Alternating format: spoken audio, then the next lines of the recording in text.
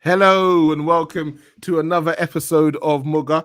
I'm joined this evening by three, well, I wouldn't say you're necessarily merry, because, results have been interesting to say the least. But you all seem like you're doing all right. And, we got an international break coming up. All blacked out, but we'll discuss that as we go along. Elijah, how you doing, brother?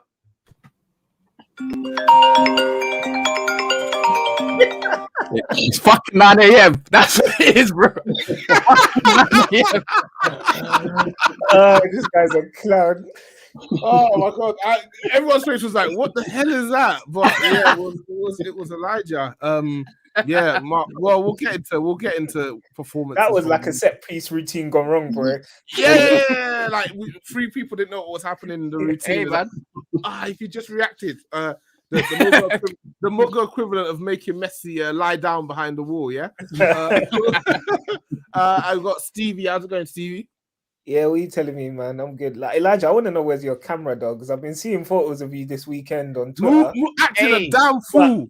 Acting a damn fucking fool. But what? We can't get your face on the pod. Nah. Hey. Let's move on. Acting a damn fool all over the country, And last but not least, it's been a few weeks. Dre, how you doing, bro? I'm good, man. I'm blessed. Good to have you on. Before we start and we get into the nitty gritty, I'll do the usual, plug the usual. If you're not on the Discord, get on the Discord. We're back in full effect. Took us a little while to get started this season, but hop onto the Discord. We're there. Weekly pammings, daily pammings at this point with all the midweek and weekend games. If you haven't already subscribed to the YouTube, subscribe. If you're watching now, give it a like. If you're listening in the morning, make sure you actually also go back to YouTube, give us a like, leave a comment. Go on there once in a while. You see some shouts out from the people listening in Nigeria, which is nice. Thanks, guys. With all that being said, let's get. No, hold on, I forgot. It's Elijah's birthday. Elijah, happy birthday, bro.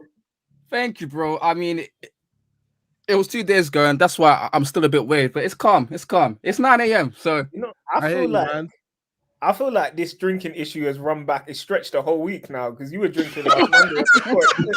It's true, actually. He was absolutely bladdered last week as well, and now look at him. A week later, he's still recovering. That's probably why he's not showing his himself, because you're damn right. Yeah, so we appreciate that. And if you haven't already signed up to the Patreon, it's an international week, which means that we're going to be producing a couple of Patreon pieces this week. I promised some last week, but listen, man, life. Anyway, let's get into it.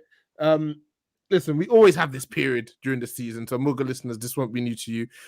This weekend, early kickoff on a Saturday, drew at home with a depleted Everton 1-1. Dre, you haven't been on for a couple of weeks, bro. So I'm gonna start with you.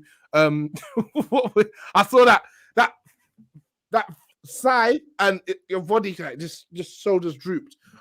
So obviously coming off the win in the midweek, which we'll get onto later. What were your thoughts firstly about the lineup? Because it was some interesting changes from the manager. I was a bit surprised Ronaldo weren't starting, but at the same time, that team, considering what Everton had out, we should have slapped Everton. Like, I wasn't too worried about the starting lineup because I knew if something could go wrong, then we could bring on the cavalry to rescue it in the second half. But boy.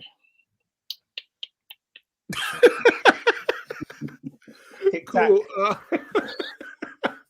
So I'll come across to you, Stevie. Without being coy, a couple of big names are missing from the starting lineup in Ronaldo and Pogba. Did that bring any alarm bells for you? No, I looked at the starting lineup. So that in itself didn't bring alarm bells, but having Ronaldo and Pogba on wouldn't have given me the security I needed anyway. Like I've been saying. Yeah, you need to. Like I've been saying on this pod. 2 points there, 2 points. Unpack the first one, then unpack the second one. Okay. I just have a lack of security when we're playing any team in the top half of the table. I don't feel like we assert ourselves in any particular manner that sort of gives me an insurance that we're going to win the game. I think it's It's just like it's like what do you call that game? Roulette, innit? Like we play, we spin. Sometimes This guy tried mid. to say it like he's not a avid gambler. What do you No, call that game that I spend most of my weekends playing? That's some other MUGA members, not me. Like, Yeah, I'm not good at gambling. We won't speak on that. Yeah, but yeah, as Gattuso said, sometimes maybe good, sometimes maybe shit. yeah, literally. That's how it is with United. So I think the thing with leaving Ronaldo and Pogba on the bench is that even when we do play with them, we don't assert any control anyway. I think the interesting thing about obviously having Ronaldo play is that what we get in his attacking efficiency, we kind of lose in defensive deficiency because we've got one less player who's going to be pressing. And I don't know if it's down to him. I mean, he hasn't played every single minute we've played this season, but I think like defensively on the transition, like when we get counter attack, we just look even more open than we did last season. So I was worried about us conceding and giving away a lot of chances, and yeah, the same thing happened. We did, leading on from midweek where we're all obviously talking to, but we're just gifting so many chances to opposition teams, and I'm surprised we're getting points in games, let alone wins. Thank you. Elijah, I know you had your hands full, literally and quite figuratively, from Friday. We need, I think we should do a midweek Patreon on Elijah's escapades this week. I would love it. That's the whole analysis. Hey man, what was the lineup? Jordan 4s, Diesel G. Oh man. So so Elijah, we started the game without Pogba and Ronaldo. What were your thoughts going in? Obviously, Maguire's out injured as well. What were your thoughts on the starting lineup of versus what Everton had out?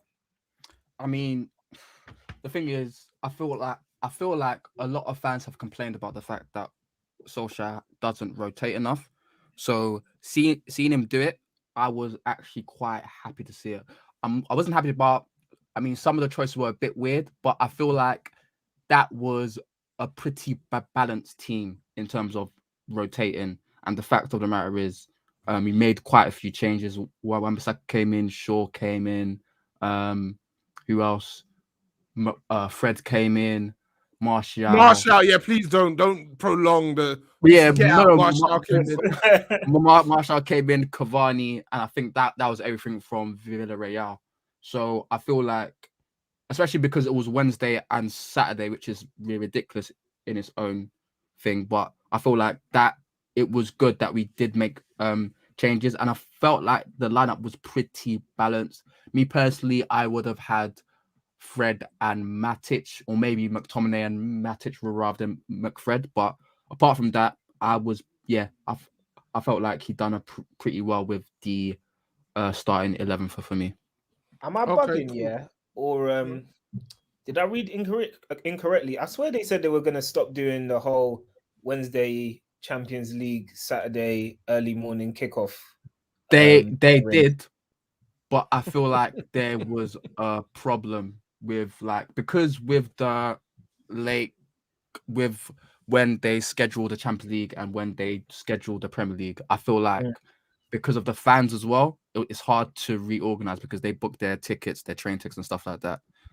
So I feel like maybe and especially because Sky get first pick on the weekend games, then so they must have picked Man City and Liverpool, and then BT gets second pick, so they probably thought, let's get Everton versus Man United in it. So it's I feel like it's unfortunate, but it's just still bullshit anyway. They need to stop that. Yeah. I mean, Van Gaal said it when he came over here. I think FIFA rules stipulate that you shouldn't have two games within, I think, is it 72 hours of each other or so? It's 48. 48 or 72. In my old age, I forget. But yeah, we know how it goes. How you play on Wednesday and then you're playing early kickoff on a Saturday. That's not why we didn't win anyway, but give us less things. So give us less things to moan about. Give Ollie less excuses, less things for the fans to be able to be like, Hey man, like what did you expect him to do? Cool. So we talk about the lineup, mixed bag from you guys. Let's get on to the performance. I mean, listen, at this point, it is what it is. Every game seems to go exactly the same, regardless of the form that the team that we're playing is coming in, regardless of the sort of players, the types of players they have. Most of our games seem to go the same way, but let's try and break this down into segments. Let's start with the first third of the game. Dre, how do you think we started the first half an hour or so? Normal standards. Like it was like we played all right in spots. Everton had a few chances, but it was just a typical way we usually start. Look like we're gonna try and do something, but then nothing comes of it. Like it's typical. It's been the same for the last 3 years. I could just repeat everything I've been saying for the last few weeks in the show. Yeah. Listen, I gotta ask you because I gotta do my job in it. So you don't just gotta come up with listen, you're saying the same things every week, but say it in a slightly different way. That's what I'm asking you. I'm asking you guys to tell me the same thing every week, but in a slightly different way. Cool. Elijah. So the start, you didn't pull out one of those real quick articles that you usually do. But yeah, Nah. Because obviously, you know. Honestly, I used to think you weren't the one writing them, but now the fact that you were busy and the article didn't come out confirms that you are the one writing them. So you kind of swiped that one off my list. So yeah, what were your thoughts the first half an hour or so of the game?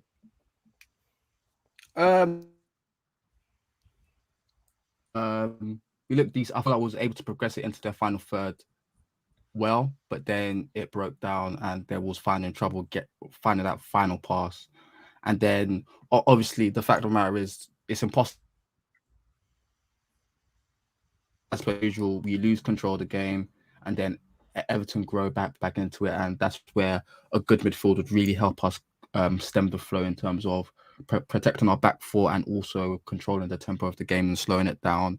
Make sure everyone gets more touch of the ball and try to pin Everton back.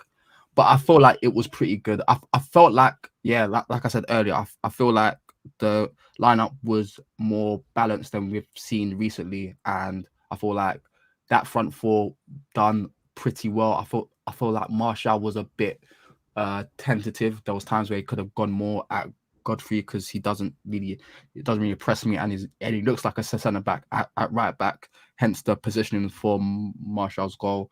I feel like Cavani, as much as with Ronaldo, I feel like there's more potency there. I feel like Cavani just helps in overall play because we saw with Villarreal that just his ability to press and the desire to press as well. It helps the team, and I feel like he stays more central than Ronaldo. So he's much more disciplined, man. Yeah, he's more of a focal point, so that the spacing for the team is a bit better. So like I felt like that's the reason why we were a bit better, because I felt like Bruno didn't have to come as deep as he usually does, as early as he does, because there was space for him because Martial was staying on the left, Greenwood was staying mainly on the right, and Cavani was staying up top. But it was just a usual United opening flurry, and then we lose control, and then it becomes a bit of a basketball match. I wasn't that impressed, but yeah. Cool. I will ask you to rehash that, Stevie. What anything else to say? What I will ask you about is the goal from a certain man. You could see how much it meant to him, and we went in at halftime at 1-0. But up that is. Let's talk about the goal. So what are your thoughts on Martial's goal? And I guess I feel like at this point he's an additional MUGA cast member of how much we talk about him. But what were your thoughts about his goal? I mean, if he didn't get it deflected, he probably would have missed, wouldn't he? So I don't know, man. I just think, like, speaking about adding to what Elijah said, for the first 45 minutes, I thought he just looked like a shadow of his previous self, a previous iteration of him. Like, he's not really sort of driving with any penetration. He looks less confident. looks less sure about himself on the football pitch. And I mean, it was pretty nice play for the goal. Greenwood was a great pass into. We'll speak more on Mason in a bit, but continue. Great pass into Bruno, and I think Greenwood's probably the only one who's like, aside from Bruno, who's really injecting pace and energy into our game at the minute. And then obviously Bruno's controlled it really well and laid it off perfectly for Martial. It would have been disappointing if he didn't finish it. I'm not going to say it was a great finish because, like I said, deflection and pretty central to the goal, but it went in, so I can't be too mad at him. I thought that was probably the single thing I remember him doing well in that game, but let me not be too critical. Packed it away. He did what he was brought on the pitch to do. Okay. I didn't want to start with you, Elijah, because I needed to provide some context from another United fan before I let you speak your piece. So, what were your thoughts on his performance overall on Saturday? Has he given the manager anything to think about? I don't think so. I don't think he has. He was pretty anonymous apart from the goal, but I feel like that goal is important because, as we were discussing earlier, I feel like he's a very big confidence player, and I feel like a goal there might help him. I mean, he does love a goal against Everton as well, so I do feel like that played into Ollie's thoughts a bit on starting him. But I mean, I don't think he's played that performance did much for him. I mean, one thing I can say is that his touch wasn't all over the place this week, so that's an improvement in some case. But you'll have to do a lot more just to get back into the reckoning where, for example, that like we know now that if we need a winner off the bench, he's not going to be like the first 3 subs. That's a bit damning in itself because he was generally a starter.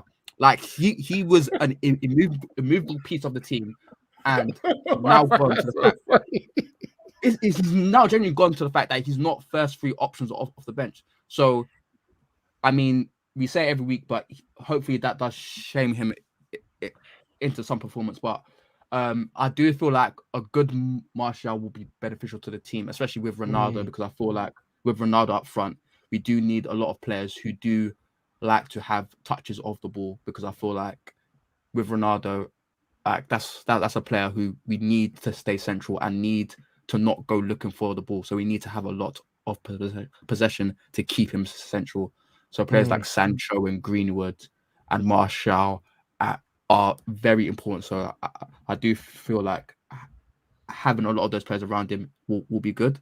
But it was a good goal. You can tell that it meant a lot to him. You can tell that you could tell that the other players were really happy for him. But that's enough of the unbiasedness. 9 a.m. best player in the world. Let's go. Let's go. I guess. Yeah, sure. That let's go had so little enthusiasm in it. Let's go.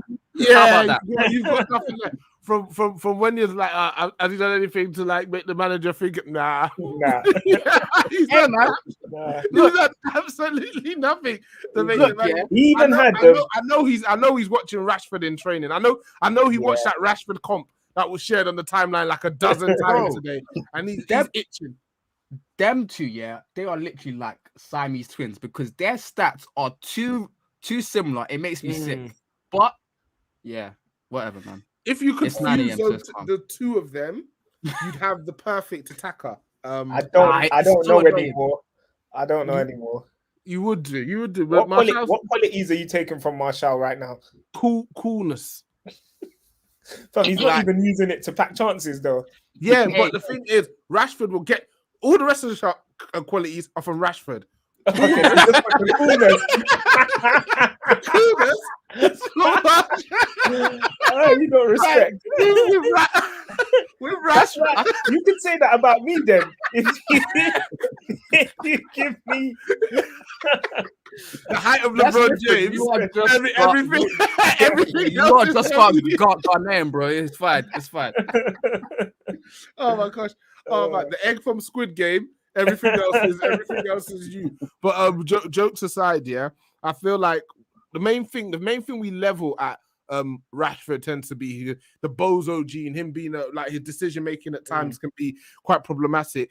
And Martial's almost too cool, and there's not enough urgency in his game when you need him to be urgent. So I feel like the best Martial, who I know at this point is a distant memory, or the best idea of Martial with Rashford, I think gives you a pretty good attacker. It's almost like the things you want Rashford to improving are the things that Martial's typically, or historically, should I say, been known to be good at. And the things you want Martial to improve at are the things that Rashford already does really well. So the fact that their records are so similar, there's something, quite nice. Do you not think we've got them reborn in Greenwood?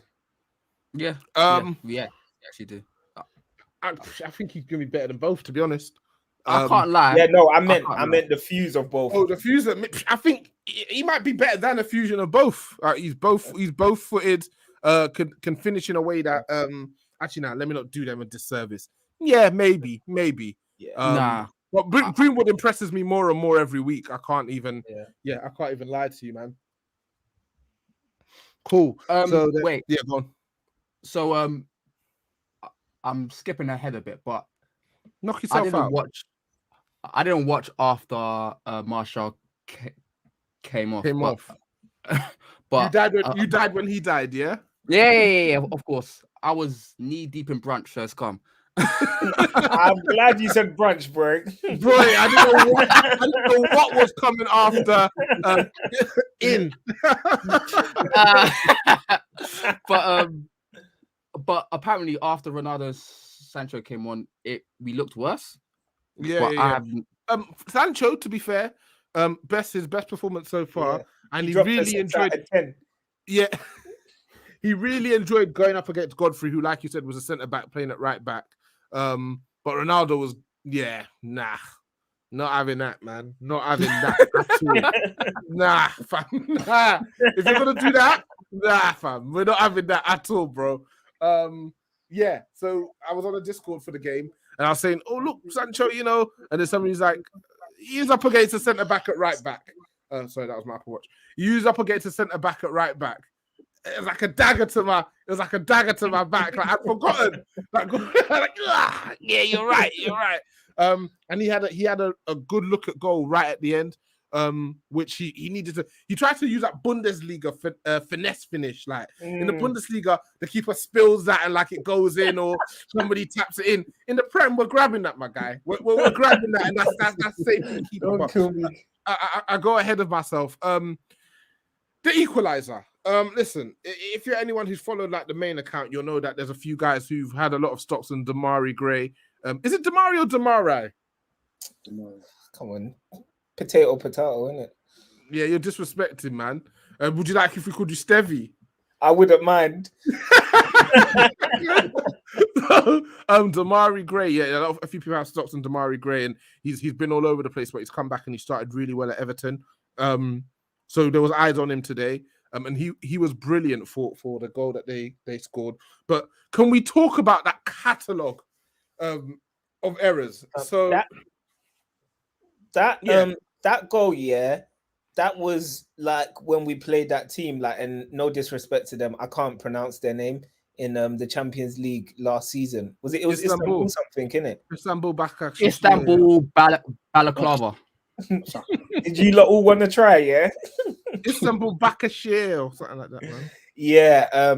Why are we conceding goals from corners? And then, like you said, a catalogue of errors. But I feel like the one error which is a constant, which I constantly see, is Fred getting out-muscled on the ball time and time again and just getting brushed That's aside. not an error. That's a physical limitation. That's a defect in the gene. Listen, Ollie, when they spoke to him about midfielders a couple of weeks ago, was like, he didn't quite listen. I always say, I don't need you to be some tactical mastermind. I just need you to be able to articulate and understand what you want from your players on the pitch, because then you need to be able to then relay that to them. And secondly, you can see and understand when they're not doing what you want them to do. He's talking about passion, running, wanting it. Nicky Bart, Paul Scholes, Roy Keane, like them man there. Those guys had varying levels of of quality, and were very successful for us. Yeah. But he used all of that to kind of advocate for Fred and McTominay. And we're 3 years into this experiment now, and to this day, nobody can really say that they actually do anything when they run around. So we know they don't create chances, we know they don't maintain possession, and we know they don't protect the back line. So whenever we're slightly open, and I'm seeing Fred in any sort of transition-y sort of scenario, that's curtains. That's already curtains to me. Guys run past Fred like he is a checkpoint on Mario Kart. That is how guys run past Fred. So the way he got strapped out, embarrassing, but we've seen worse from Fred. The whole back line has shifted over to that side. So you've got Wan-Bissaka's there, Varane is there, Lindelof is there. Sure, off the back of what you said last week, Stevie, he still hasn't really stopped doing it. He's done his old school thing of tucking all the way in. So he's all the way over there too. So obviously Demario Gray's giving it to Decore. Decore's giving it to Townsend. Townsend, disrespectful. Honestly, that's fucking cheek. disrespectful. Disrespectful. He had even more cheek to come and say in the press interview that it was like an honorable celebration. You wanker. He's having a laugh. I can't believe it. I can't believe we let Andros hairline Townsend. He tried to tap up Ronaldo for a conversation. At the end, Ronaldo wasn't having it. No, he tried to tap him up for his shirt, and Ronaldo gave it to him. What? Yeah. Go check his Instagram. He's got Ronaldo's shirt, man. He's got Ronaldo's shirt. It's a fucking joke. It's an absolute fucking joke, mate. But I don't know if I would have preferred him to do that celebration properly or not. I would have. I rated it. I rated the brazenness, and he's one of the. You know, you've got these guys who they don't have the ability, but the mentality is absolutely elite. Yeah. The mentality is absolutely elite. That was that. How are you doing that in Old Trafford? Yeah. How are you doing that? The balls to do that in Old Trafford. I had to respect it. And I thought we'd still win. Like, that's funny. That's real cute. We'll end up winning, you know. And maybe if it's whoever scores, they do the Ronaldo celebration, and then everyone's doing the Ronaldo celebration. we're gonna get dunked on so many times this season. Everybody's gonna do it when they score. I swear it's Myla Sarr. Every time he scores, he goes to do it, and then he's like, let me know. And then he just spins and just kind of just lands. Like, maybe I should. Yeah, I've seen that. He's probably waiting to come to OT. Yeah, let me save this one. Let me save this one for them boys. But jokes aside, let's talk through the frames for the goal. You mentioned it, and I kind of ran with what you said, Stevie. But let's talk about Fred's involvement, and I guess the lack of structure off the back of the corner that originally led to that opportunity even coming about. When you saw that kind of transition, were you already kind of getting warning bells? Yeah. So I just think on that in defensive transition, I don't think we have an absolute Scooby as a club. For a club that plays wow. Not even as a team. The dinner ladies.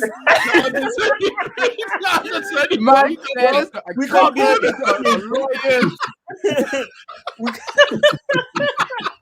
we don't have a scoop. As an organization, Manchester United have no understanding. Well, we can't be looking to the coach to guide us, so I got to look elsewhere, isn't it? Defensive transition, we're so bad, and I would just expect us to be, like, at the very least coached to be able to deal with players trying to counter-attack against us on a corner. Like, we're Man United, like, that should be something that we should be nipping in the bud. And then if we're not, there will be times where we do get where teams break on us. Just have the tactical nous to just stop it at source.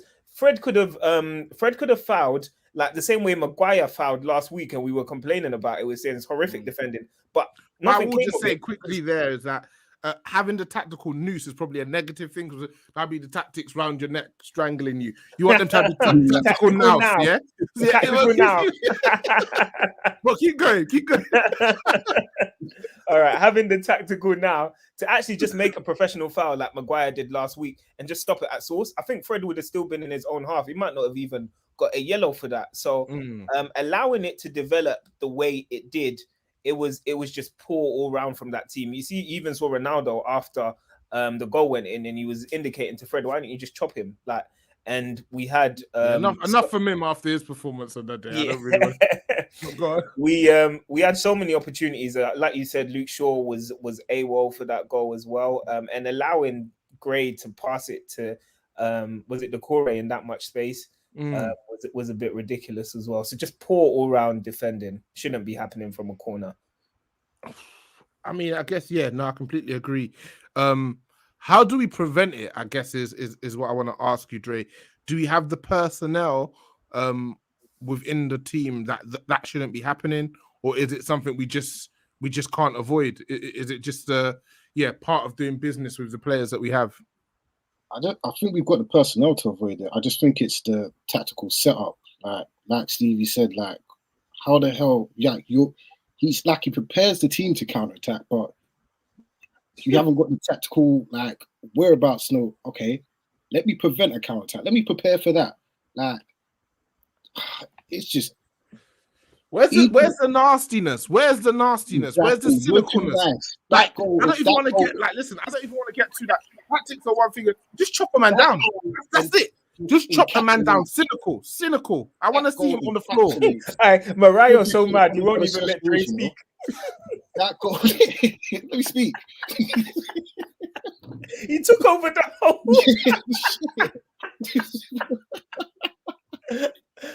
He's fuming. Oh, sorry, bro. Sorry, what you saying? Yeah, come. I took my bars, but it's all right. Like we just need to have that bit of nastiness. Like when that goal went in, I was immediately thought like if that was Fernandinho, he is chopping, man. No yellow as well.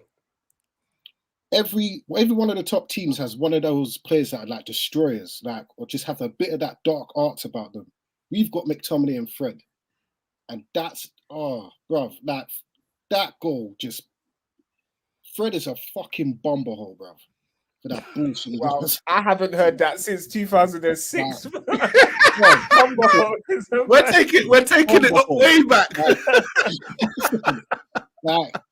And that niceness comes from Ollie. Like he just tells them to go out and enjoy yourself. Just have a nice day, lads. And everyone's happy with that. Like all them people from up north, like Sally from Salford, was like, oh, it's okay, whatever. Sally from Salford. Bro, listen, that goal was just chop man down, take the yellow, and we move on. Like simple, game done.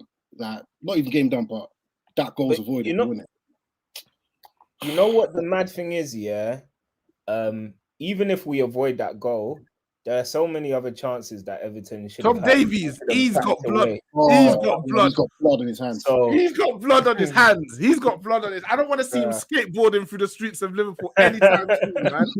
What the hell? I ain't never seen nothing like that. What he did there. Cool. So obviously they're going to make it 1-1. We make a couple of changes. We bring on Sancho. We bring on Ronaldo. We take off Cavani. We take off Martial. Like Elijah said, it really wasn't given what we thought it would give. And it finishes 1-1 after 7 games. We've got 14 points. We're fourth or so at this point. We've lost to Aston Villa and we've drawn with Everton in the last 2 weeks. Looking at who we've played, worst case scenario, we should have 19 points. Worst case scenario, we should have 19 points. So it's already getting a bit sticky for Ollie. We're fourth, just ahead of Everton and Brighton. I think of all the teams we played so far this season, I think only one of them finished higher than 10th last season, which is a bit of a damning indictment. It's a full-on damning indictment, man. In that run, we've got one clean sheet in 17 after we signed Champions League Varane. Boy, what you're pointing at him, yeah? No, I'm not. Yeah, I'm not you even. can listen. No man is above reproach, bro. I was just getting onto Ronaldo, so no. can get it. I'm not getting onto Varane. I don't think he's been bad. He hasn't been amazing either. But I just think it just shows that signings aren't going to transform the fortunes of the club at this point. I think it's obvious that it's deeper.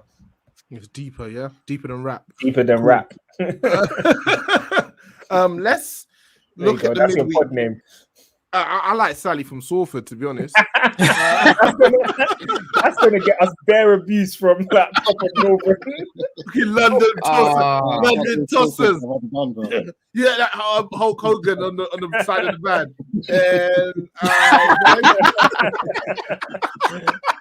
Anyway, let's go to midweek where the news was a bit better. A 2-1 win against Villarreal, one of our bogey teams. I read a tweet. Someone said we got Ronaldo taking off his top in game week 2, home games against Villarreal. We ain't making it out of the hood.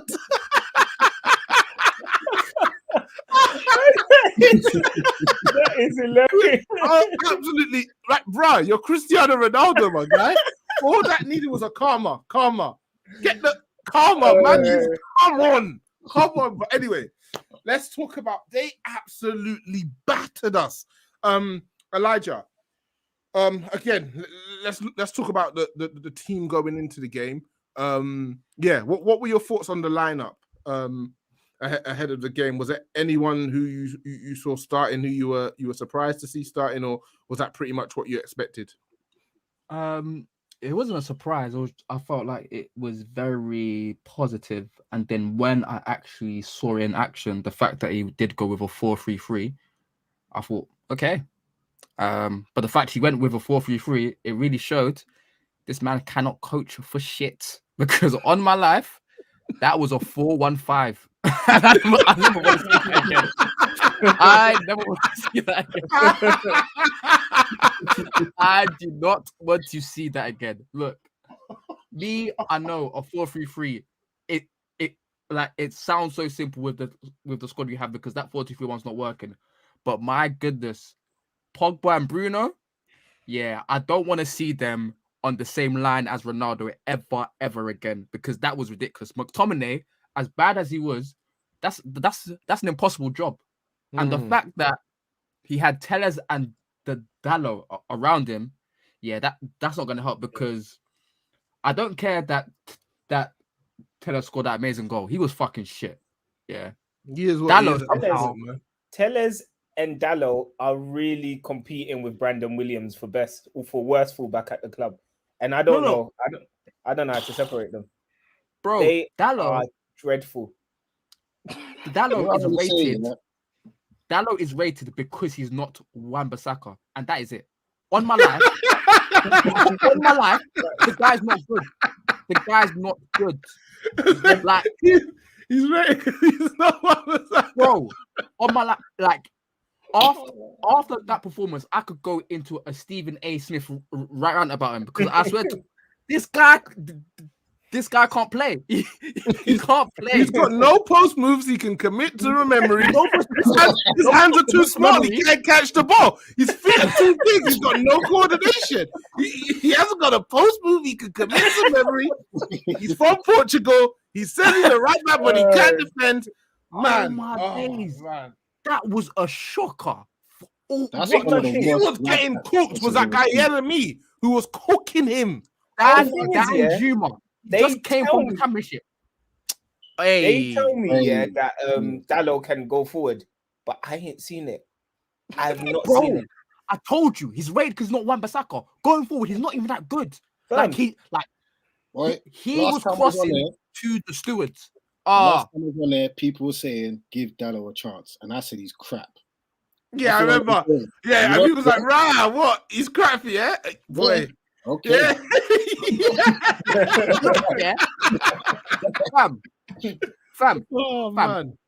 Fam. Even during that rant with flipping with Wan-Bissaka, even I was like, "Oh, Dallo, I remember, bro. This guy stinks. He's not good. Like he's so." Bro, he makes Wan-Bissaka look like Cafu, bro. Prime Cafu, bro. Dallo's crap. He is just not good. And then on the other wing, Tellez must be the most unathletic player I've ever seen at Man United. He doesn't get up. He doesn't get back. He does absolutely nothing. And he is the he gets absolutely wasted by the most basic of traits. Who was Yeremi cooking? Was he taking turns cooking them both, or was he cooking Tellez? I can't even remember.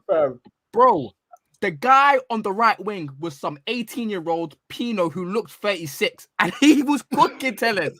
He was cooking him, and I'm thinking, this can't be my football club, bro. That is one of the worst performances I've seen from Man United in a long while. Yeah. We were getting cooked by an Emery team who don't even know how to attack that well. All they are just solid. But I'm seeing Capu and Parejo do 1-2s in the middle of the pitch, do spinneroonies. I'm thinking, what is going on? What is going on? Nah. That was a shocking performance. Like that is the nah. It's Villarreal. So They bad. can't attack. They don't have any attack. Bro, they were having wave after wave after wave of attack. It was absolutely mental. Every game is going like this.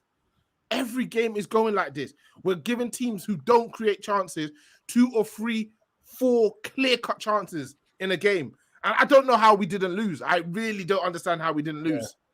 At some point, the luck has to turn. Like we He can't. already keep has getting the away. results, bro. Like the league results are not good enough. The Champions League results aren't good enough. He's hanging on. This international break, boy. We're going to get battered. If things continue how they are, there's going to be a game where we're going to get. You've seen the fixture list. We've all seen the fixture list, man. Yeah. He ain't going to be here in December. He ain't going to be here in December. You think, yeah? You think the writing's on the wall that quickly? Bruv, the writing's on the wall that quickly because, like, you saw how Vex Ronaldo was at full time. I think it's one thing to lose. It's another thing to lose and play as abjectly as we're currently playing. That's very hard to fathom. If you're a top player, you've played in good sides as well.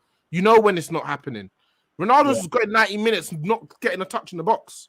Yeah. Barely. I think as well, if you look in previous seasons, I think there's always been a few teams that have been off the ball recently. Last season anyway.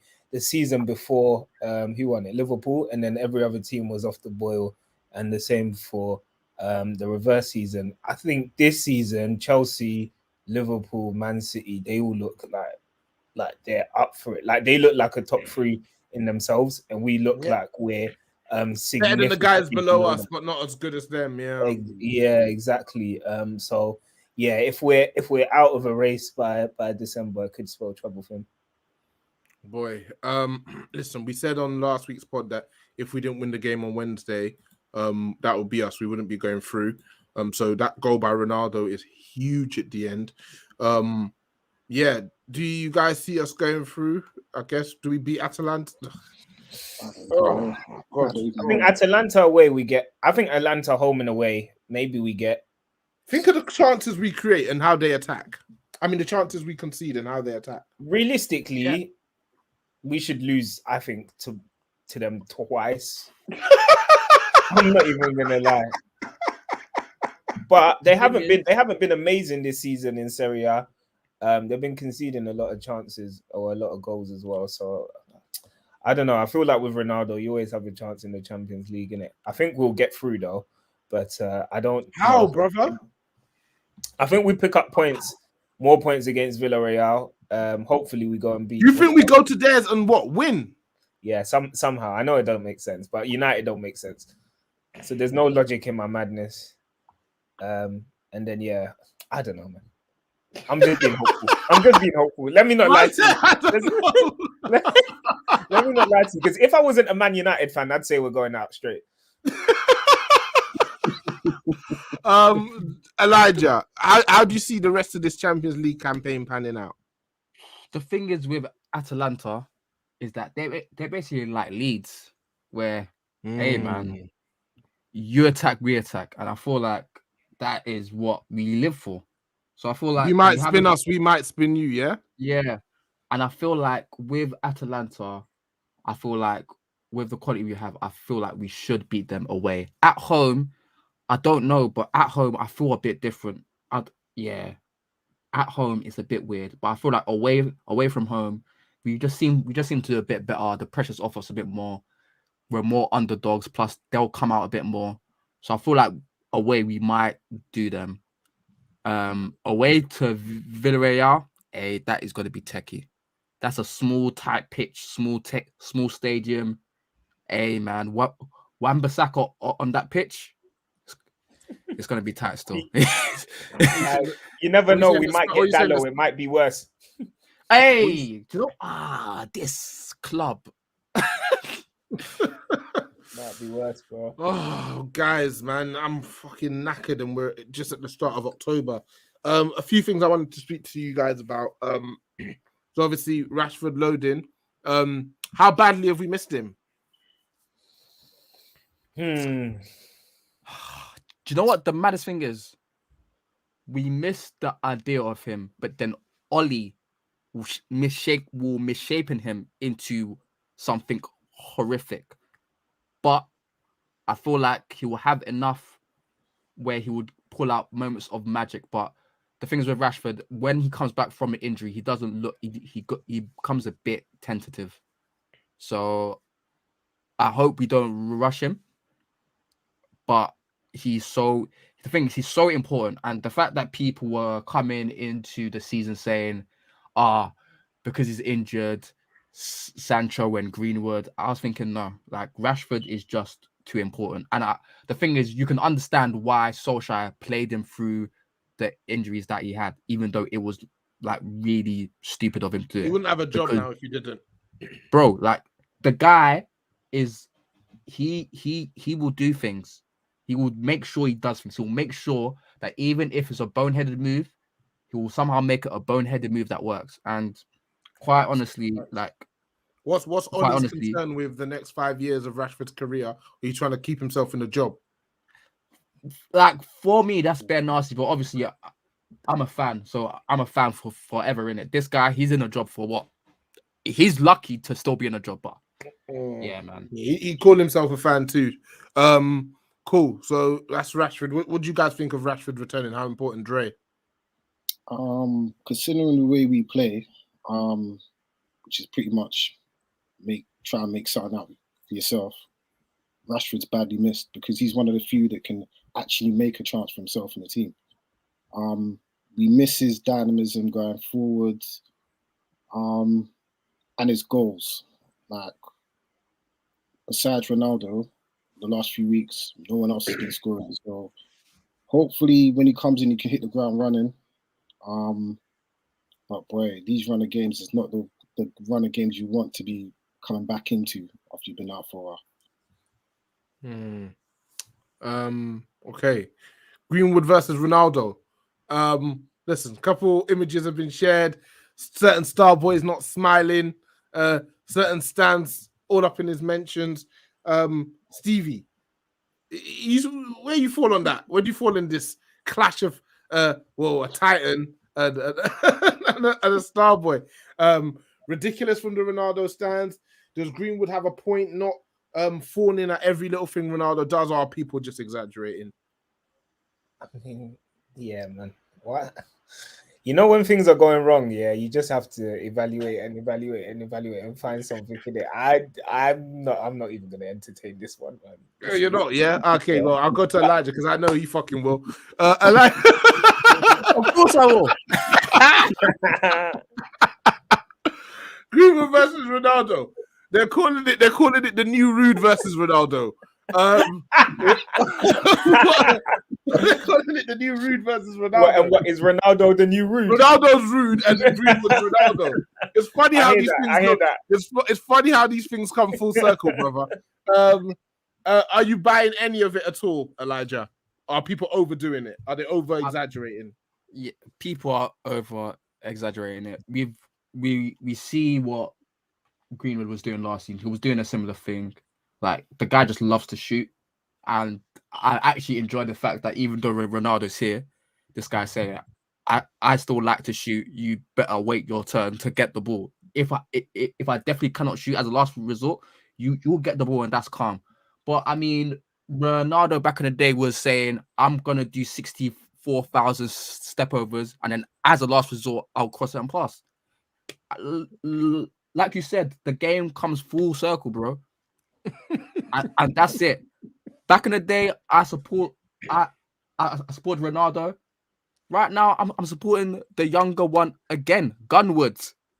gun wood till I die. You're all into the future stock, man. You're all about the future stock and seeing your portfolio grow. Absolutely. Yeah. Listen, he's got unreal self-belief, and I want him to. Like I was saying to you guys before the podcast started, he's so good, man. Everything he does is just full of quality. The touches, the passing, how he plays out of trouble, how he links up with players. He's added that taking guys on one-on-one into his bag. He's just constantly doing something. Just constantly trying to make stuff happen. He won the free kick against Villarreal, even though it was a quiet game. He started the move that led to the goal that we scored against Everton. Everything good that we do, he plays some part in it at the moment. And yeah, he's 20 now. And just watching him grow, yeah. I was so impressed. Obviously, everyone thought Sancho would solve all of our right wing problems, but Sancho might need to go for one-on-one training with Greenwood because right now he's showing him everything that we need from that position. And I'd be reluctant to take him out of that position as and when Rashford comes back. I imagine Rashford will play on the left, Greenwood on the right. So yeah, Sancho is really going to have to up his game to take Greenwood out of that position. And obviously with Ronaldo up top now, I think Sancho just really needs to sort of up the levels.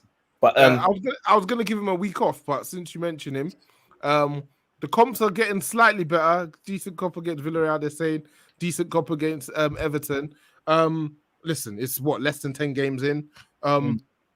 What are you, as he's getting a bit sharper and the comps are supposedly improving, what are you seeing in his game that, once this guy gets his feet wet and he gets comfortable, what qualities are you seeing that he's going to bring to the team that we may not necessarily have at the moment? Do you want my honest opinion? Of course. What other opinion would I want? I've not seen anything. I'm big man thing. I cannot tell you. I cannot sit here and lie to you and say I've seen one moment of brilliance from Sancho in any of the minutes he's played for us. He completed a couple take-ons against Everton. Against Godfrey, like you said. We respect him. Did Martial beat Godfrey? Yeah, exactly. You're comparing him to a Washmon Martial. Like, respect him. He was against Everton. I did think his link-up play seemed better than it has in previous games, but we've set the bar so low for any sort of anything he does, that even him completing a through ball now, you're like, shit, we paid 90 million for this guy. He's so good. But really and truly, like Daniel James might have done that for us. So, boy, he wouldn't have. Let's not go that far. We experienced. Boy, he was more incisive. Basically, if you look at he ran faster. That's all these words you're using. More incisive. Daniel James would have done that. He ran faster. That's say the same thing, but say it different. He ran faster. That's all. Elijah. Go on. I'm just saying, like, what's it? One time fool me, 2 time you're the fool, and then 3rd time, like, it's ridiculous. We got Kagawa. That is the worst passion of that quote I've heard in my life. What did he say? You know when it's like one time fool me, first time fool.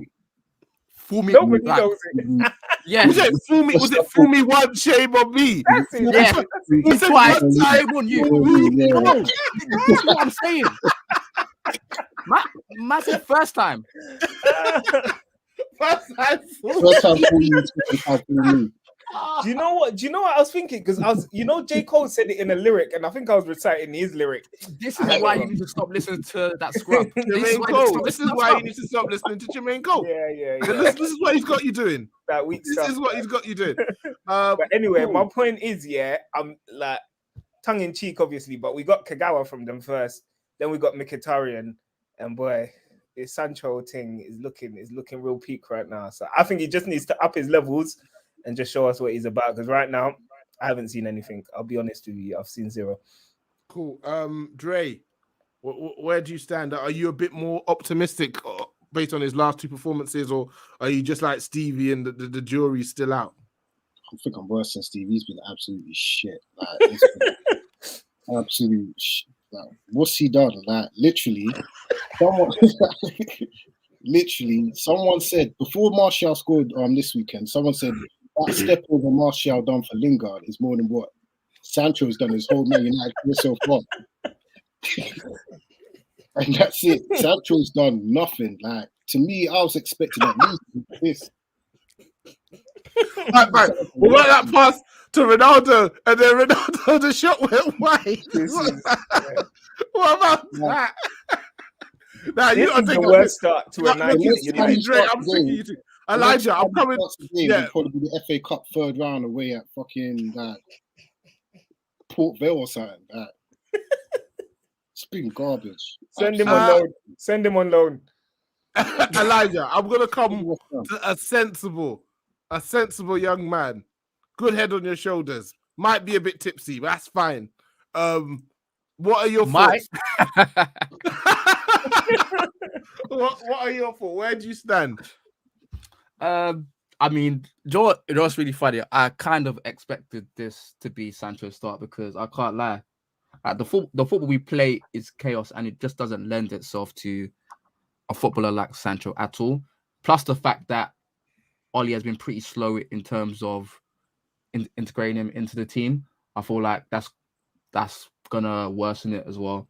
So, but I do feel like he's been pretty underwhelming. But I'm not surprised, and I feel like he'll grow. But for me, I feel like there needs to come a point where you've been chasing this guy for 2 years now. You can't be doing this thing where you're dropping him in and out. Just give him a run of games and let him prove himself, because that's what he done with Rashford and Martial. And as much as that was due to the necessity of them being our best attackers, it helped them because we saw them under Jose Mourinho, where they had to come in and prove they had to start straight away, and then you could see the pressure was on them, and it didn't help them. So I feel like Sancho needs a grace period where he's like a star. But I feel like just because of Oli's career and what he was at United, he will always have this thing where whoever plays well stays in the 11, and then he has like 1 or 2 attackers that will just stay, that are mainstay. So right now that's Bruno and Ronaldo. It might be Rashford. So that is basically just one spot to compete from. But I feel like at the end of the day, you've been chasing this guy for 2 years. What's the point of getting in a guy and then trying to do this weird competition thing? Just play him. But Elijah, at this point, yeah, I'm assuming Rashford comes back into the starting lineup. Yeah, you can't start him because you have to. No. You have to play. You have to play No, Ronaldo or Cavani. Ronaldo and Cavani. No, Ronaldo or Cavani up top. I mean. Oh yeah. And so I'm saying you can't drop Greenwood now, though. That's fine, but Greenwood's a mainstay, and the barrier of entry to the first team now is high, man. Yeah. Well, it's very difficult for him to. If you're not producing, it's very difficult. Bruno doesn't get dropped. It's not happening. Doesn't get dropped. I didn't even talk about it. Everton, a different kind of Bruno performance. A good one. It was positive. Yeah. But it encapsulated what I said about him. If he plays like that, you ain't getting your numbers. He got his assists. Listen, he's leaving with something. You get me? He's from round the way. He's from round the way, so he's leaving with something. Yeah. You weren't gonna let me speak without getting your bar in. I've been trying to find a way to angle that in the whole pod. God. I think Bruno's been. I'm a Bruno fan though, but I think on the whole this season he's been probably like one of our top performers. I know many people would have said that last season, but he dropped hella stinkers last season. I feel like this season he's been a bit more consistent. I'd like to say I feel like I've seen more moments of quality from him in general. So yeah, I've been happy with his performances, but I think we might need to switch the Lingard watch episode and bring back the old classic Pogba watch. Wait, before you get on that, before you get onto that, let us Before you are you gonna answer Timmy's phone call though? Because Absolutely not. Absolutely not. Take a fucking week off, bro.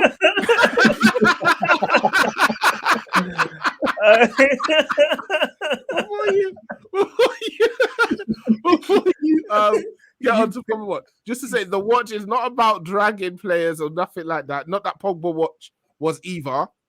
We're having a conversation around the player, the expectations, how they've done. So that's that about the watch.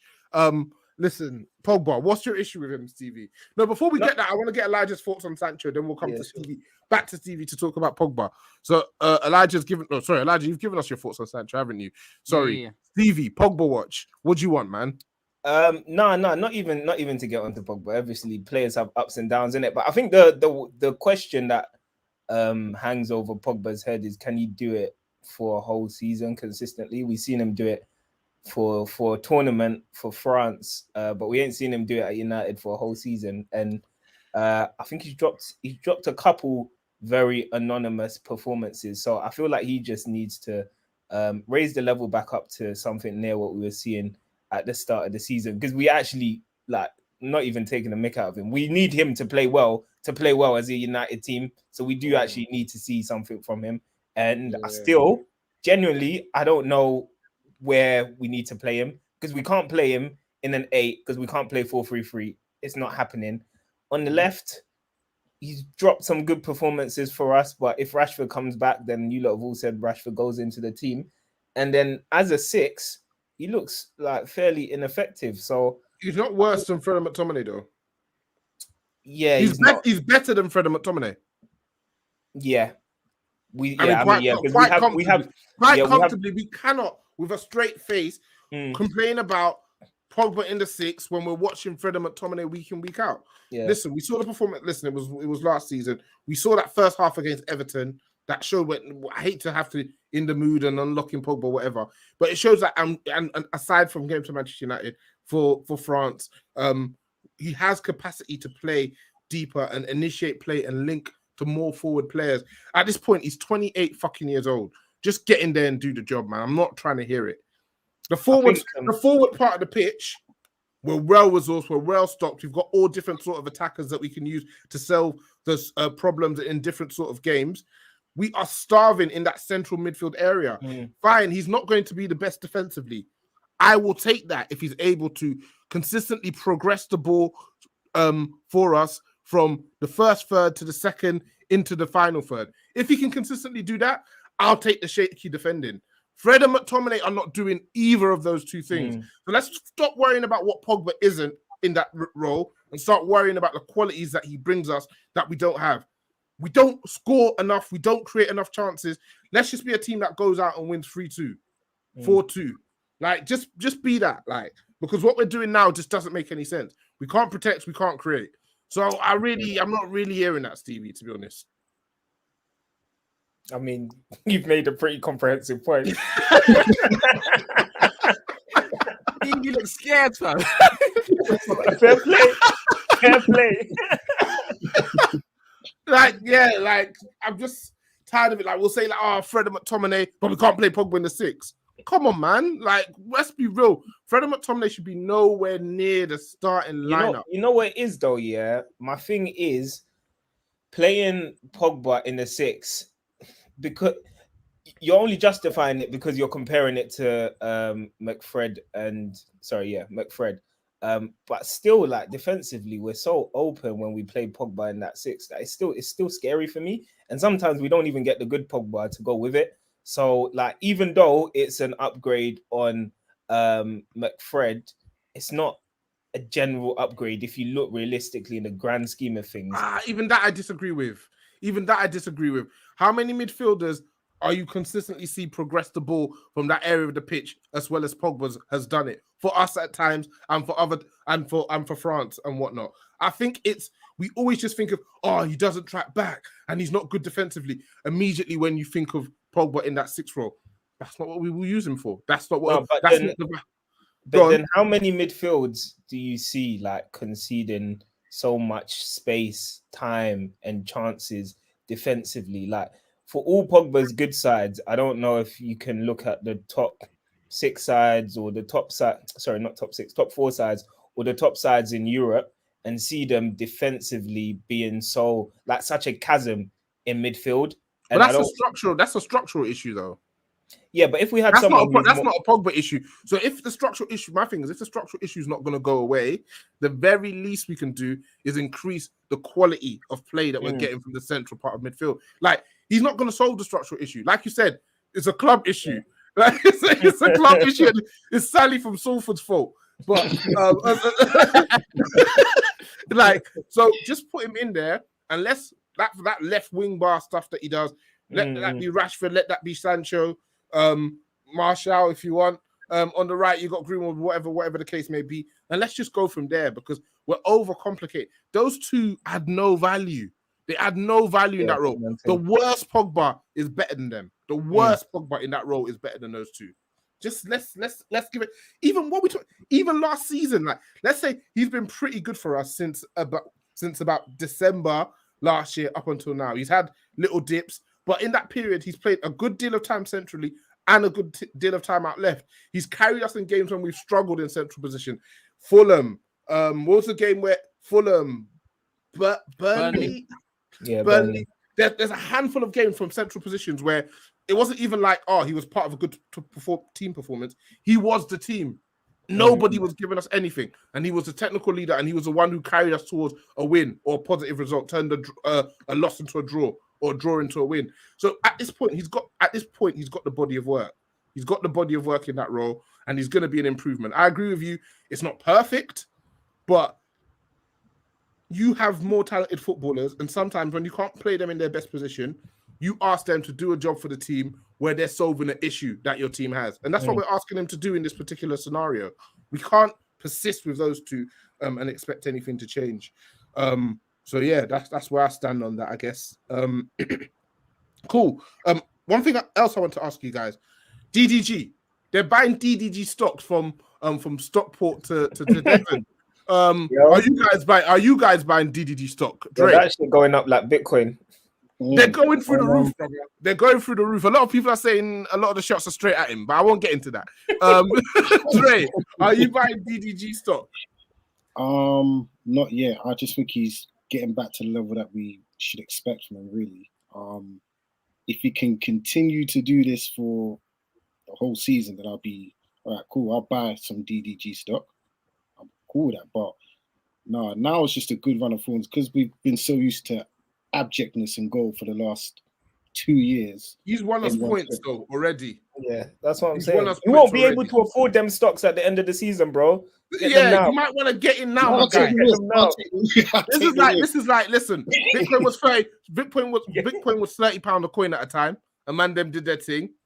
When it was a couple of bags of coin, that's when we should have got in. When it was a couple of bags of coin, man, they were like, shit, I missed out. Now it's 40 to 50 bags of coin. Get in now, bro. Get in now. Get in while the getting's good, man.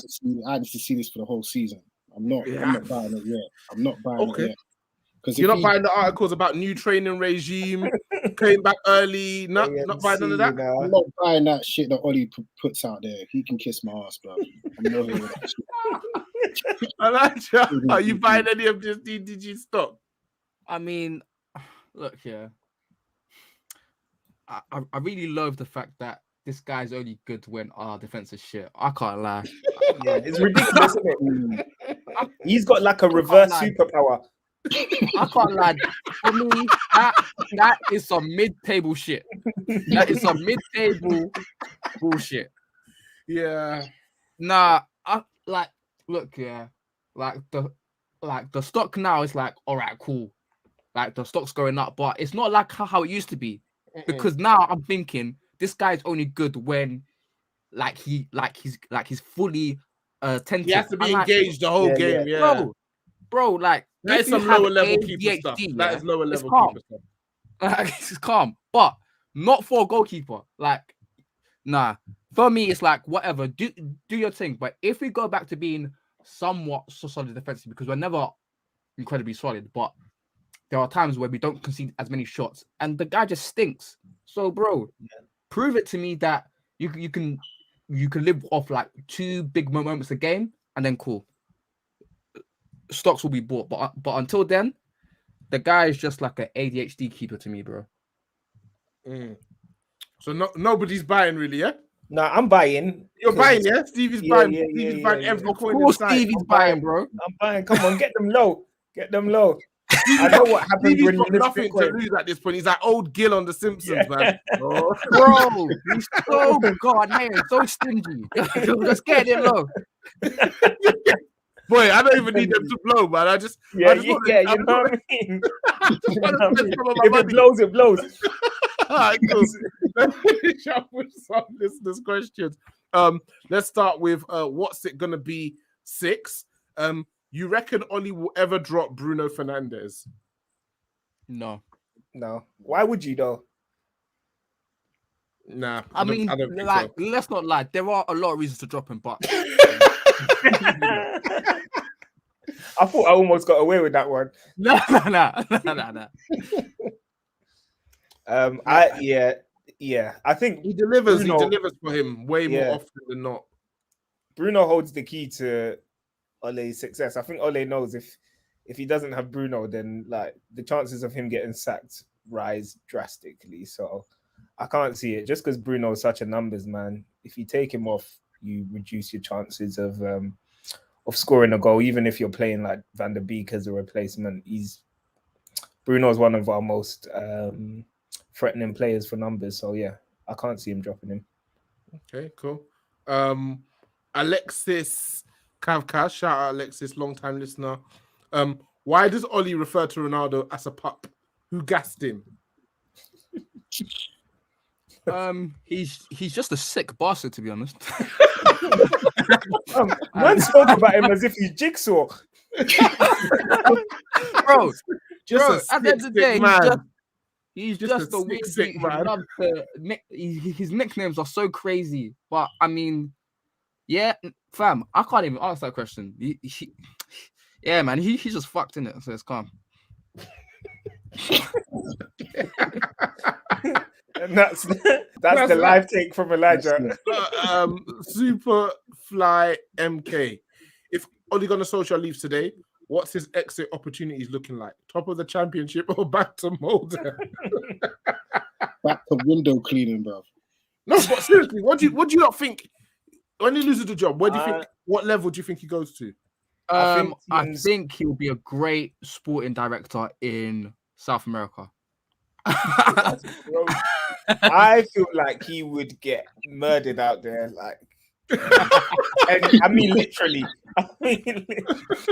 I don't think he'd coach again in the Prem. I think teams would be hesitant to hire him, but I think he might find a decent job in Austria.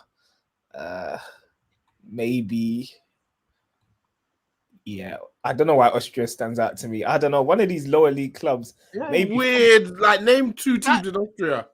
Salzburg and Vienna. Rapid Vienna. Come on.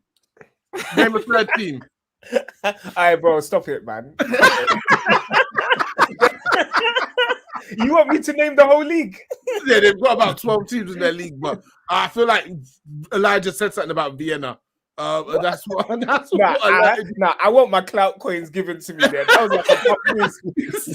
Stevie's taking every coin that's moving right now. All right, fine, brother. You can get your clout coins. Next question is from 88 Jones _. Would you rather drop 60 million on Tielemans or put faith in Medjbri to replace Pogba if he left? The latter.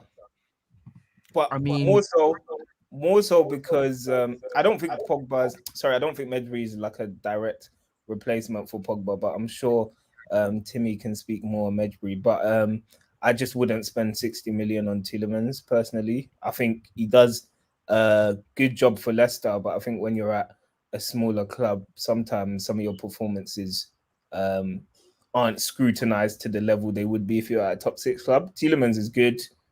I don't think he's anything more than that. Well, certainly not 60 million worth. Okay. Bro, that guy cannot run for shit. Tielemans would get cooked at United because the amount of space we concede, that guy would be tired by like the 15th minute. Nah. You're saying he's all tech and vibes, yeah? No, he's not even that. It's just that, bro, his physicality is not there. And even at Leicester, you can see it because, fam, remember the Euros where Insigne just cut inside him so easily for the goal. Like the guy defensively, he's like, yeah, he's not it. So He's improved though from when he got there. No. Yeah, He definitely has improved, but with United, he'll come back and then regress. So that's a fact. Cool. Got a question from Chris Aliofi. Who can United realistically get in October if Oli is sacked? And who are your top 3 candidates and why? So I want one candidate from each of you. We'll start with you, Dre. Put you on the spot there.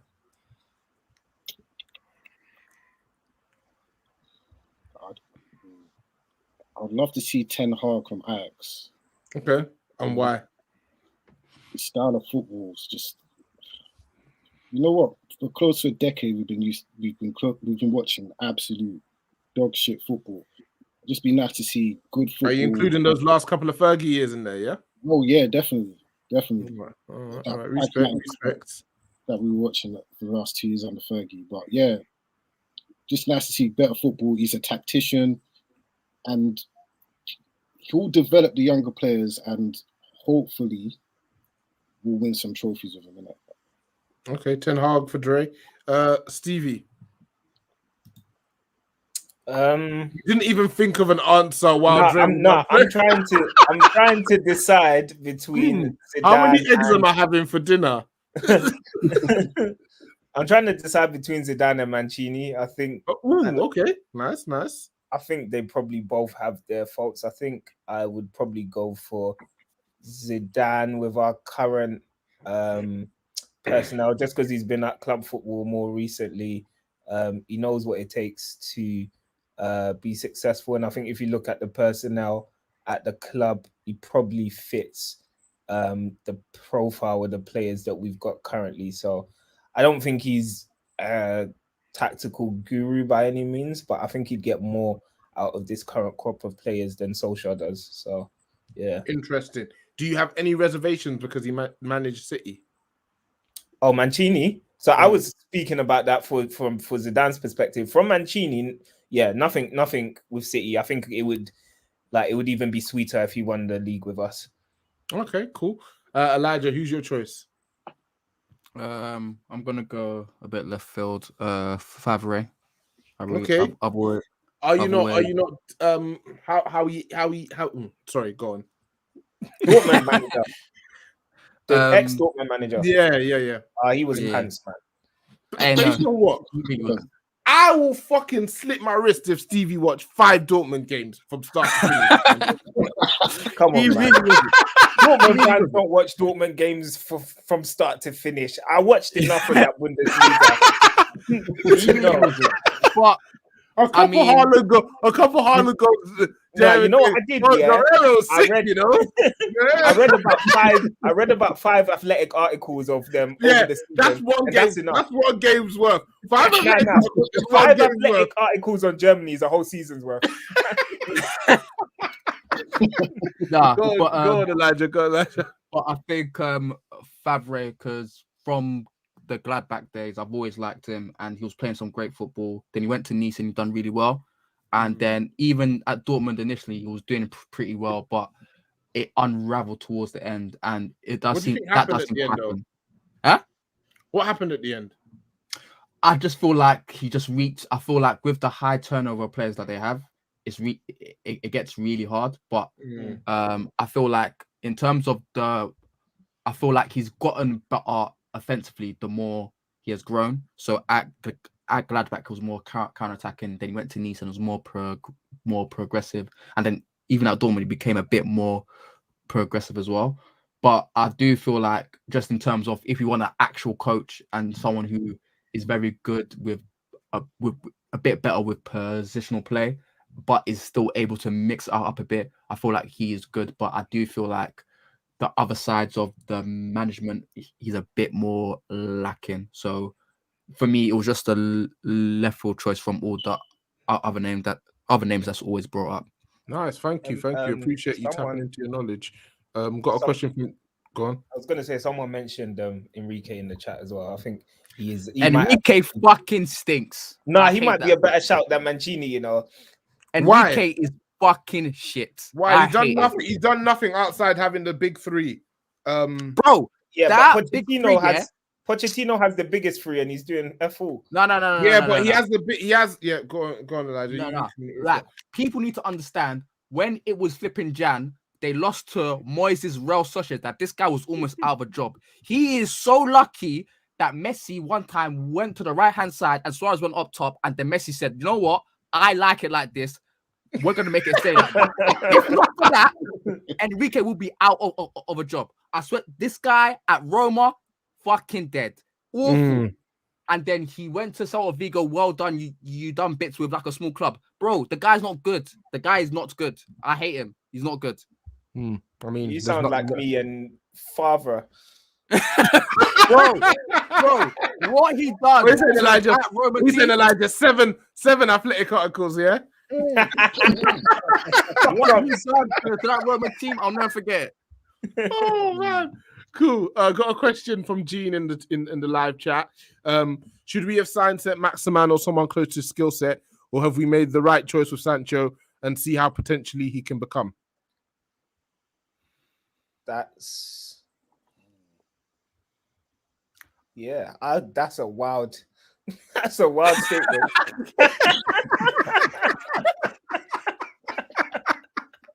Stevie, I know what you mean. Yeah, I said last season that I thought we should save the Sancho money and use it to go and buy Ismail Assar, because I just thought. Oh, fucking hell! Glad we didn't do that. Oh, come on, man! I thought you don't like Assar.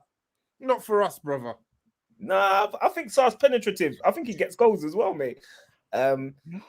Compared to what we're seeing from Sancho currently, I think it'd be an upgrade. I'm not saying in the long term it'd work Sancho's out. different, but the thing is, though, Sancho's a different sort of attacker from what we have. Like, Sar is more like in the similar... Bro, I don't even want to insult any of our other attackers to say he's more like in a similar mode to any... Sancho is a different sort of attacker to what we have in it. Yeah. So, Sar... Yeah, he's doing nice. He's doing a nice little job at Watford. Don't need that. I don't need that at my club of football. What? Is it because he's at Watford? No, it's got nothing to do with that. I don't need him at my club of football. It's because he's a bit too much of a coupe décalé rather than the finesse, you know? What, is it because he's African? No. Basically, you're doing bare. You're an idiot. Steve. I don't see what you lot. I don't see what you lot are seeing. What do you like about him? What do you like? Okay, so you said he gets goals. What else do you like about him? I think he's constantly looks like a threat. He's young, he's fast, he's quick, he's a menace. He fast and quick are the same thing. He's young. He's fast. Yo, how many times have I got to say the same thing, but say it different? He's young, he's fast, he's quick. You haven't sold me. Keep going. He's quick. He's really fast. He sounds like a black Dan James. That's what you're potentially. We've got young fast players who have bags more ability on the ball than him. Bags more ability. I think. Yeah, but we've spoken about Sancho's style, and how it doesn't necessarily go well with Ollie's system, but. He's gonna be fine. He's gonna be fine. Like, he may not end up being like superstar numbers that he puts up at Dortmund, but it's gonna be an asset. I think his issue probably, I'd like to see him in the middle, but you're not getting Bruno out of the middle. But he's gonna create chances. He's gonna score goals once he gets comfortable. I don't see that. Saint Maximin's interesting though. He creates chances at a high level. He's at the top. For those of you who familiarize yourselves with FBref, shout out the Touchy Gooners. He's right up there in terms of chance creation. And when you look at what we struggle with so often, having a guy who you can just give him the ball and he's just committing players, creating space for others. Yeah, what makes that such a wild shout, Stevie, if you don't mind me asking? So wait, are you just to clarify, are you saying this is less of a wild shout than Sarr to United? I said I'd rather have Saint Maximin than Sarr. Wait. Stevie, do you actually think it's that mad that people would consider Saint Maximin better than Sarr? You lot are. Stevie's absolutely bugging. No. I'm not saying that Mm. Saar might not be better or what. I'm just saying you're acting like we said that flipping Danjuma's better than Messi or something. Yeah, you're kidding me. Man's You have grabbing his not head. got over this Danjuma. Man's grabbing his head. Bro, like, I'm like Maximan, yeah, he's nice to watch, yeah. If you're watching cold, 5 bro. minutes, if you're watching 5 minutes match of the day highlights and you're like, oh, how You're an Newcastle idiot, doing? man. But really and truly, if you bring St. Maximan to a top 10 club, bro, he's getting denied space and he is doing fuck all for most. And Saar isn't. Oh, come on, bro. Yeah, on. you're kidding me. I think Sar's got far more to him as a polished footballer than Polished as a polished footballer. Polished. I didn't say he's polished. I said he's got far more to him as a polished footballer. So you're suggesting that he's more polished than St. Maximan? Yes. Bullshit. Fucking hell, I feel sick. And you talk about young, there's a year difference in their ages. St. Maximan is a year older than him. St. Maximan wears silk bandanas on the He's 16 in his head. What's he doing? If you haven't noticed, he switched from his Gucci headband this season. This guy's not got a Scooby. Fam, look, yeah, he could never wear the Gucci in the Prem because of all the sponsor rights. But still, fam, neither of them are the most polished. Neither of them are. I'm not claiming Sar's polished. I'm just saying he's a more polished footballer than St. Maximan. I don't think that is insane. St. Maximan doesn't even know what skill he's gonna do when he starts skilling. That's because he's like FIFA, yeah. He's like FIFA when you just press all the buttons. This is St. Maximan. That's why I'm alive. That's what I wake up for. Wow, man, say he doesn't know what skill he's gonna do. Yes, I don't want to know what skill you're gonna do. Are you gonna beat your man? Yeah, I'm talking. Are you creating chances? Are you wreaking havoc? That's what we're talking about, man. That's what. Fam, if you get mad, let's not say St. Maximan. Let's not say Saar. How about Rafinha from Leeds? Oh yeah, I really like Rafinha, man. He's quality. So less of a wild shout than St. Maximan. Yeah, I think so. I think we agree on that one. but okay. So aside from the names, you get the point he's trying to make. The sort of player he's trying to talk about, because he's talking about skill sets in terms of like a one-on-one player. Fast can beat a man. Just create something out of nothing. I think Sancho is that player. I just think with Sancho, I don't think he's got like that explosiveness that perhaps you might see from Rashford per se, or St. Maximum in terms of his acceleration and his pace. Mm-hmm. But in terms of his actual dribbling ability and ability to commit a man and ability to beat a man, I feel like he's got that in his locker, and he's good with the pass as well. So I do still think we've made the right decision. He just needs time to bed in, innit?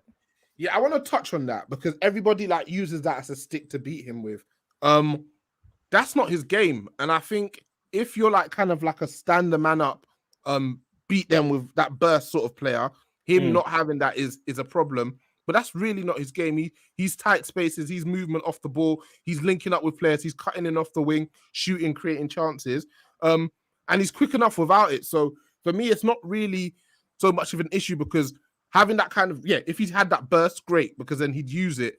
But for me, it's like I'm fine that he doesn't. I'm okay with that. It's just not the sort of player he is.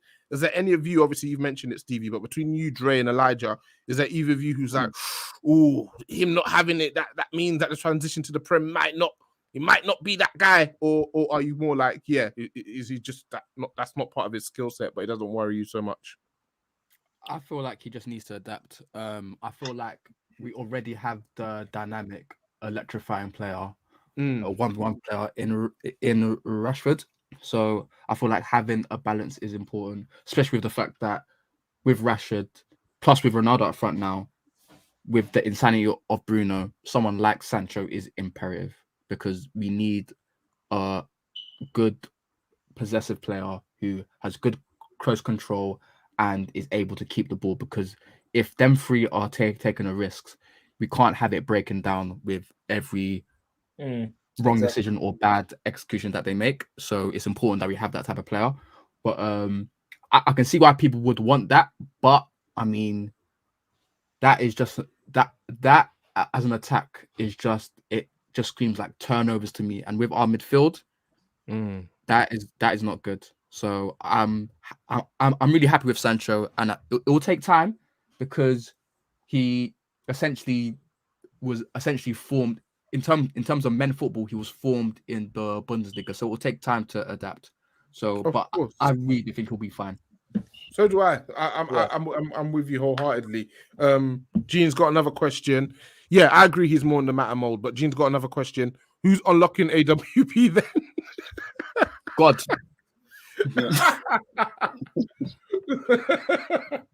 All right, cool. You're gonna need a janitor set of keys to unlock AWB, man. Who's that guy in the Matrix? The guy, the Chinese guy that he chases, he's got all the locksmith. That's who you're gonna need to unlock. That's who you're gonna need to unlock AWB.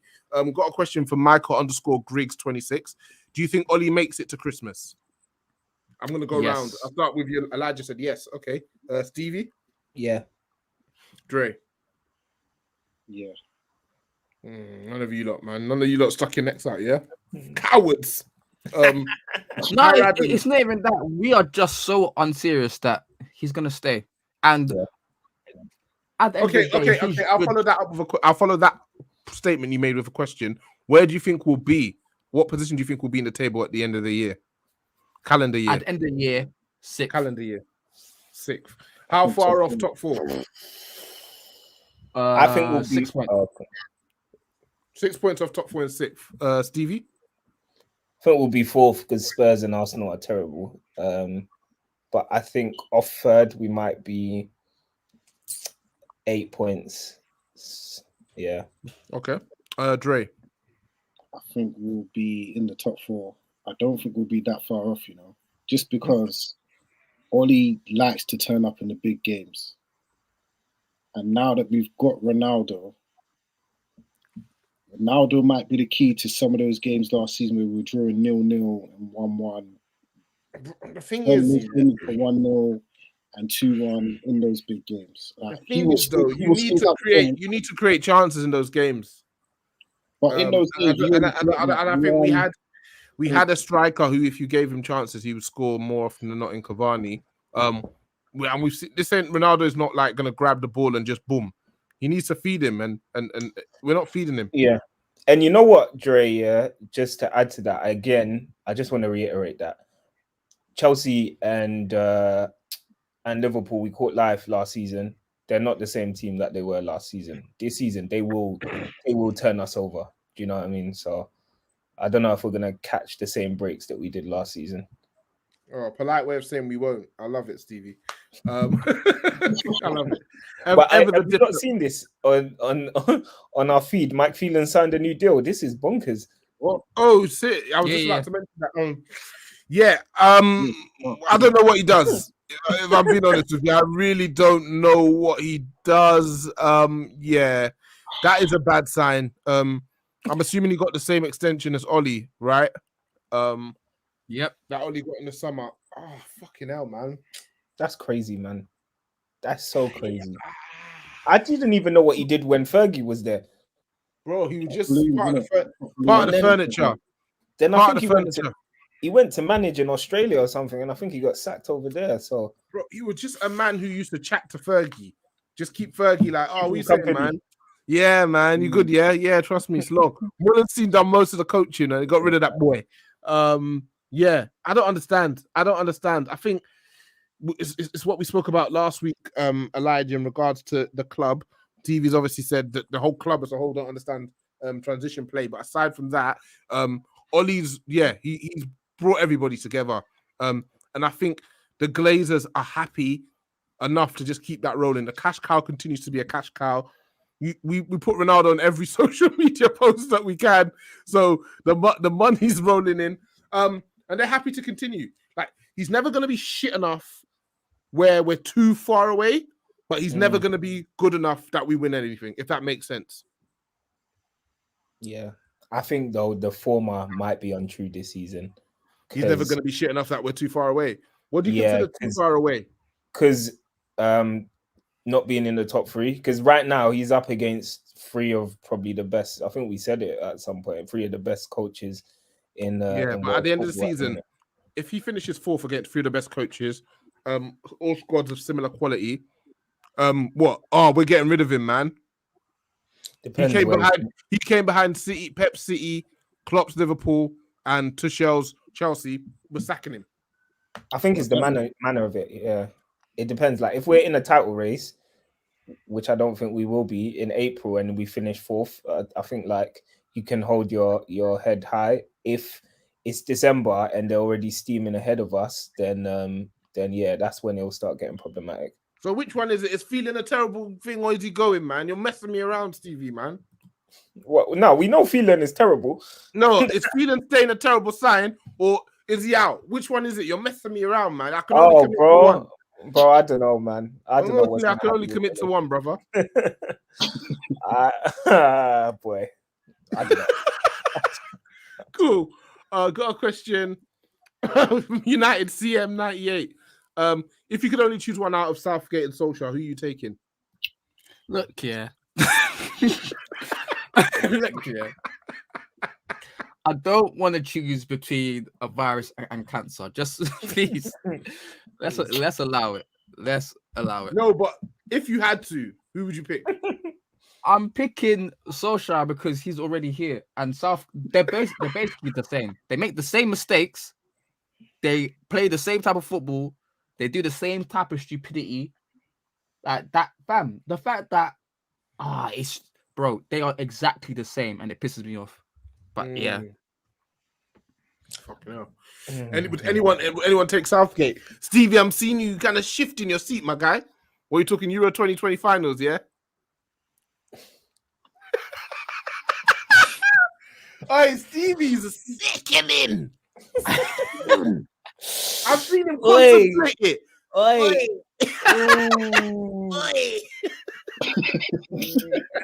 No, I can't do it. I can't do it. I've got enough. Okay, cool. You're putting it. That's fine. Do you think after his versus his outburst? Oh, sorry, from Itun speak. Do you think after his outburst versus Valencia, Donny is done at OT? Yo, he never was on. To be honest. Yeah, that's what I'm saying. He was. If you don't know, he wasn't done before. He was never on. No. Where he done from? All he's got. I was the most sub player in United history. So we got a squad full of internationals. That accent, is. Ronnie, eh? Steve, bro. Bro, people need to understand. Until them last two games where we basically rotated the whole team, Donny van der Beek hadn't played more than Van Dijk. Yeah, the guy was finished. The guy was not playing football. He wasn't out of club. The guy has never started. He won't start. We might as well just sell him and use the money just to get in the DM because it's getting ridiculous at this point. Now it's just embarrassing. Ridiculous. What are we gonna get for him though? Will we even get 30 mil for him? I think we can get 30. No. Yeah. I don't think we'll get 40. We might get 27 plus incentives. That is 30. Come on, man. Not with the way he's playing. That's 30. That's 30 where I'm from, bro. Cool. Got a question from Nams. Does Rashford coming back drastically improve our chances of competing? Yeah. No. It improves our chances as a club, like of doing better. You love bringing everything to the fucking club level, man. Just the club, man. How do you want me to refer to them? The team. When you say the club, you're talking about the whole structure. You're talking about the directors. You're talking about the shareholders. You're talking about the kitchen staff. You're talking about the training staff, the under 23s, the under 18s, the pitchmen, the kitmen. Just talk about the team. All right, the team. It improves our chances of getting more points. Does it improve our chance of competing for the Premier League? No.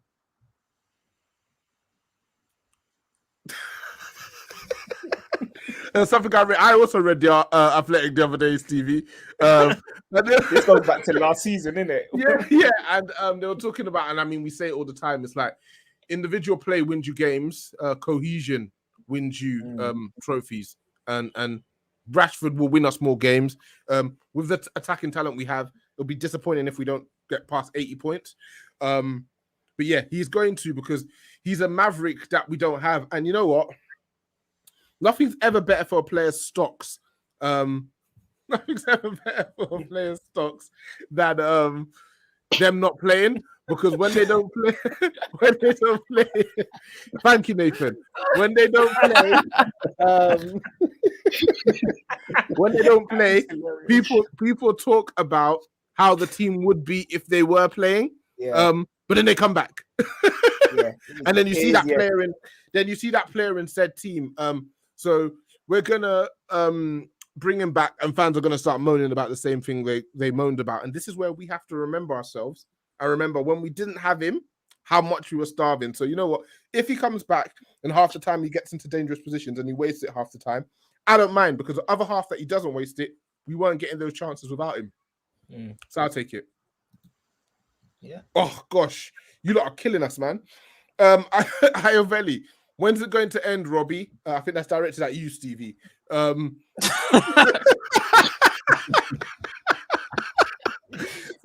feel free to give us your thoughts. When does this end? This nightmare? What, the podcast or no? The podcast. I'm having the podcast. The only error, man.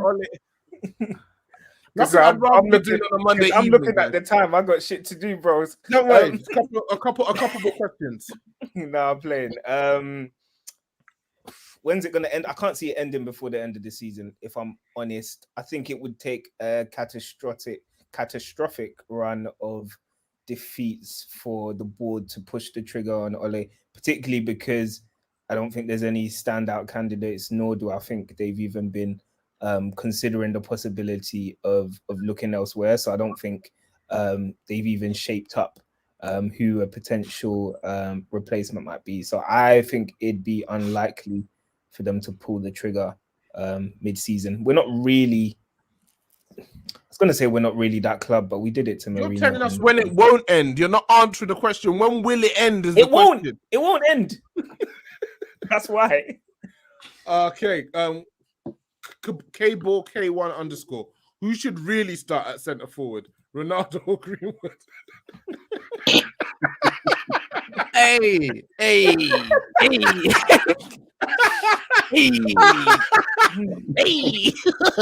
buddy.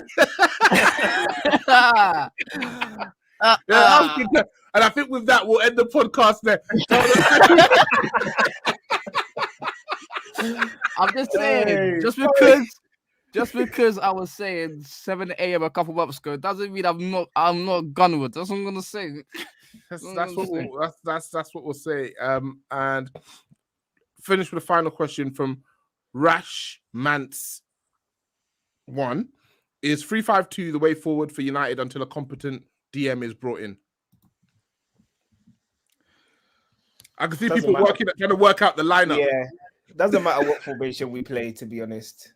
Like we'll find structural issues, errors with whatever way we play. I feel like if you're gonna play a 3-5-2 or 3 at the back, you need to be well coached, and we are not well coached, so not for me. Yeah, I think we spoke the other day, Elijah, about when you've got the deficiencies we've got. Typically, you go 3 at the back. Yeah. Yeah. So, what are your thoughts on the 3-5-2? But I mean, knowing us, Wan-Bissaka at wing back is it's not worth it. It's really not worth it. Not nice. What about Dallo at wing back? I can't lie. I would, even though he's left-footed, I would much rather Fred over both of them at right wing back. And I can't even lie. Like, some people liking his left back cameo. Bro, I've told man for time. This guy is a left back. He's actually a left back. He's actually a left back. You drop these gems, one gem a season. They don't listen, but they come through. He's still asking for Bruno to play right wing. Hasn't dropped. Bruno right wing hasn't dropped. Bruno right wing is it's gonna drop when you least expect it. Just remember that. Just remember that. You know what? Yeah, Elijah, I'm gonna take that stock and I'm gonna short it. Fuck you know, boy. Somebody's been on Binance today. Man said the egg short, you know. I can't believe it. Oh God. Lads, listen, we persevere, man. We win some, we lose some, we draw some. Long as the outcome income, Stevie. But yeah, thank you guys for your time this evening. Stevie, always a pleasure, bro. Come on. Dre, good to have you back, G. Cool. Thanks for having me. Elijah, man. You good, yeah? Happy birthday again, bro. Of course, I'm fucking lit, so it's calm. All right, bro. Nice one, lads. Have a nice evening. Peace. Peace.